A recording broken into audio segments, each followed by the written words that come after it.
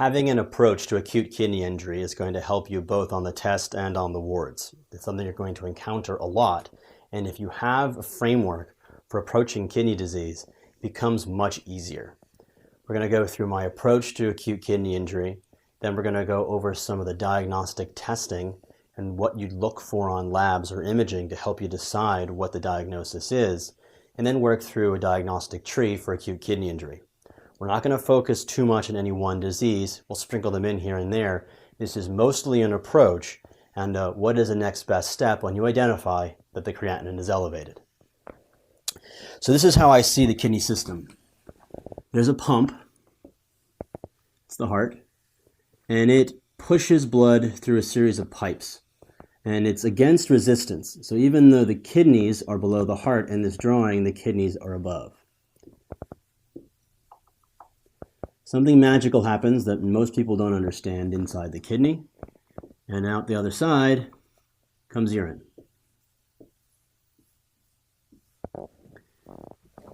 I want you to see this system as three distinct entities. That is pre-renal, post-renal, and intrarenal. And a couple of things can go wrong in pre-renal. For example, the pump could break. And a broken pump can't push against resistance. You could have a hole in the pipes, such as in a bleed or dehydration, and then there wouldn't be anything in the pipes to get there. But pipes don't necessarily need a hole, they could just be a little leaky and called third spacing. So that even though the person is volume up, the volume is not actually in the pipes. And lastly, you can have a clog in the pipes. And I'll link these to real diagnoses in a minute. Pump failure, volume down, third spacing, and clogged up pipes. On the post-renal side, it's about obstruction. On the pre-renal side, it's about not enough flow to the kidney for whatever reason. Post-renal is about obstruction. The kidney is behind the obstruction, and it's going to make urine, and it just keeps making urine. But if the flow of urine is obstructed, no urine can get out, and as more urine comes in, the system is going to distend. Post-renal is about obstruction, and that is hydroureter and hydronephrosis. The level of the obstruction is going to determine what gets distended. For example, if it's distal to the bladder would distend in both kidneys. If only the ureter is obstructed, then only one kidney will get distended. And then intrarenal. When you talk about intrarenal, you have to look at the nephron, and it's divided into three parts. First is the glomerulus, glomerulonephritis. The second part is the tubules.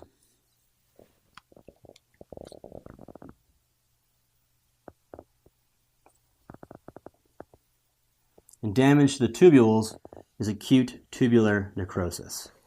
And lastly, there's the space in between the interstitium, acute interstitial nephritis. All right, let's use this framework and start actually talking about the different diseases you might encounter. First, pre-renal. Pre-renal is about poor perfusion. You could have problems with the pump. This would be an MI or CHF. You could have leaky pipes, that is third spacing the fluid. That is partially CHF, but CHF is usually low flow. So think about the OSI. Nephrosis, nephrotic syndrome. Gastrosis, protein-losing enteropathies, or malnutrition. And cirrhosis. Things that cause the albumin to go down. You could have a hole in the pipes.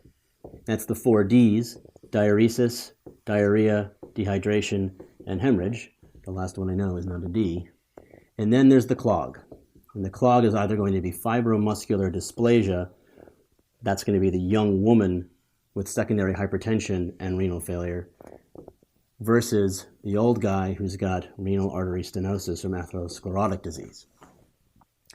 Pre-renal, let's talk about post-renal. Post-renal is about obstruction. And as you go through the GU system, you'll realize that there are more things that can affect the distal system than the proximal. If you're talking about your readers, it's basically going to be cancer and stones only. If you're talking the level of the bladder, you can have cancer, stones, and a neurogenic bladder, whether from medications or from spinal cord injuries. And the level of the urethra can be cancer, stones, BPH, kinked Foley, and a whole lot more. And you'll notice that I've done this twice. Pre-renal, post-renal, then intrarenal. Why I'm doing it in that order is intentional, and you'll see why when we talk about the diagnostic algorithm. And then we have to turn back to intrarenal. There is a lot that you could have to know about intrarenal, and I'm purposely not going to tell you about it. Remember all the glomerulonephritides with their immunofluorescence pattern and their histological staining you studied for step 1? You don't have to know that for step 2. You do for the medicine boards, you do for step 1, you don't for step 2 because step 2 is more clinical and it's not going to help you on the wards either. So what I want to talk about in intrarenal are the 3 categories: glomerulonephritis, acute interstitial nephritis, and acute tubular necrosis, keying in on the things that you need to know about each one clinically. The first is glomerulonephritis.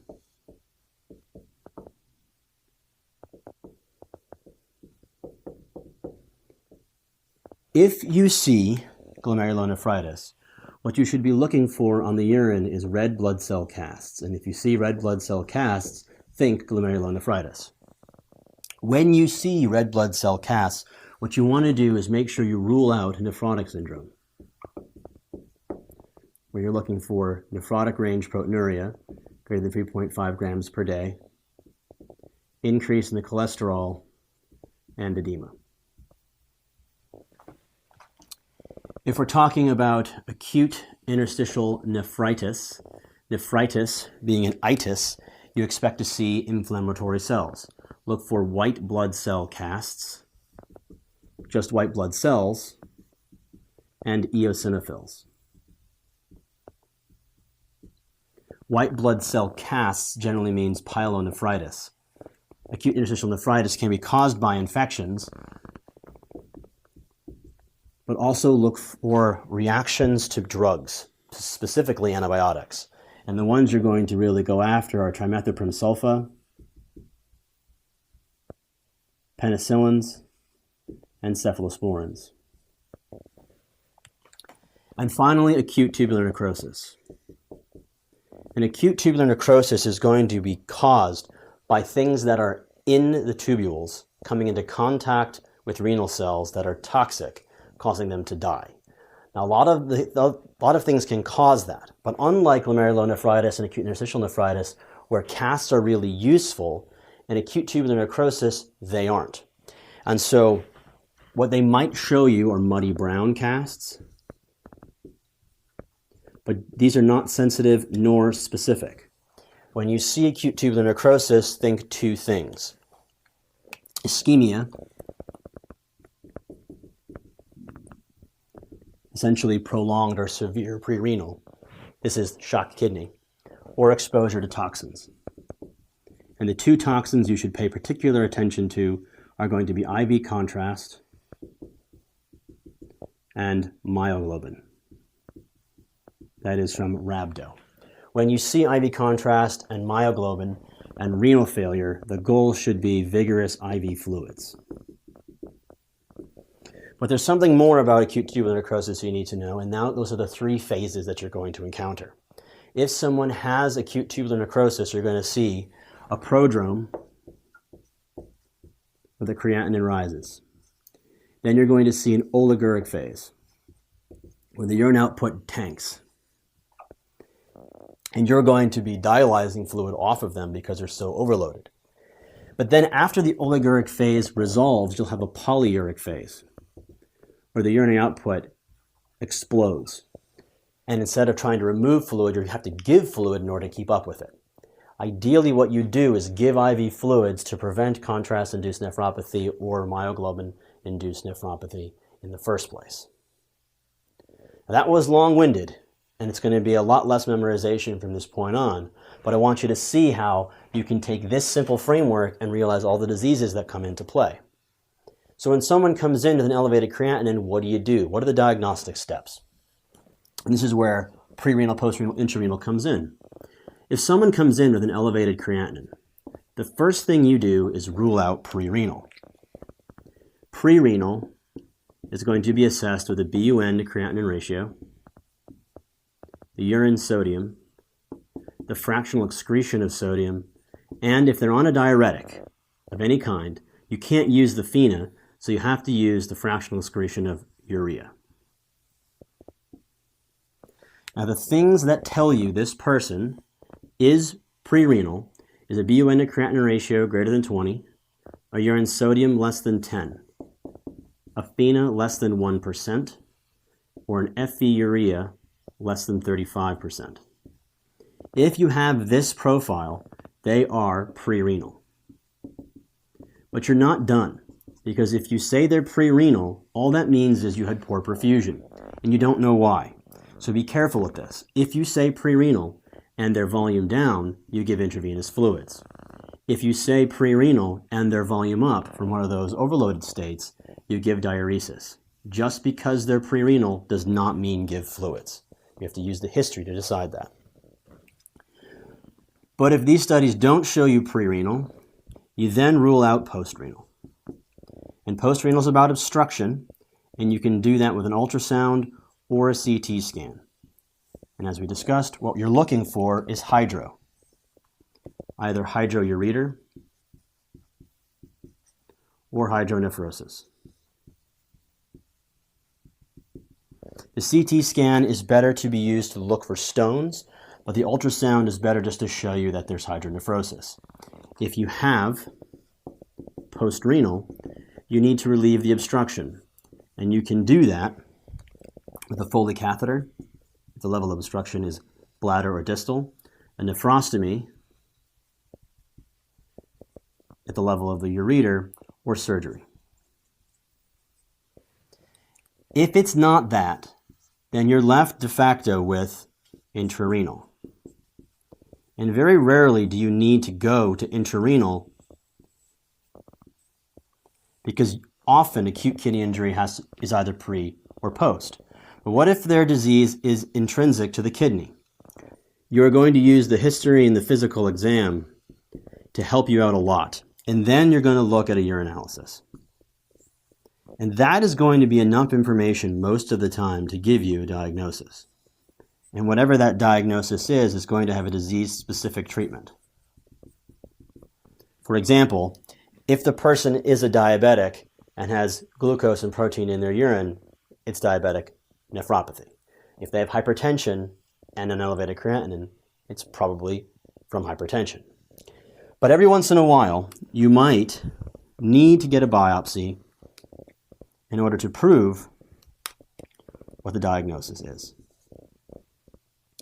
So I've done pre, post, intra because pre and post are easy to do with routine testing. Intrarenal is essentially a diagnosis of exclusion, and the only way to really diagnose it is with a biopsy that you're not often going to do because you don't want to stab someone in the back with a knife because of the bleeding risk if you can figure it out with a history and physical and a urinalysis. All right, we're going to close with, when someone has acute kidney injury, when do they need dialysis? What are the acute indications for hemodialysis? Those are A, E, I, O, U, which stand for acidosis, electrolytes, in particular potassium and calcium, intoxication with substances that can be dialyzed, and there's not many of them, overload, and uremia. Okay, This is the approach to acute kidney injury, pre, post, intrarenal. The urine creatinine, urine sodium, FeNA. Ultrasound. Intrinsic renal disease is diagnosed with history and the urinalysis. The list of potential diseases is long.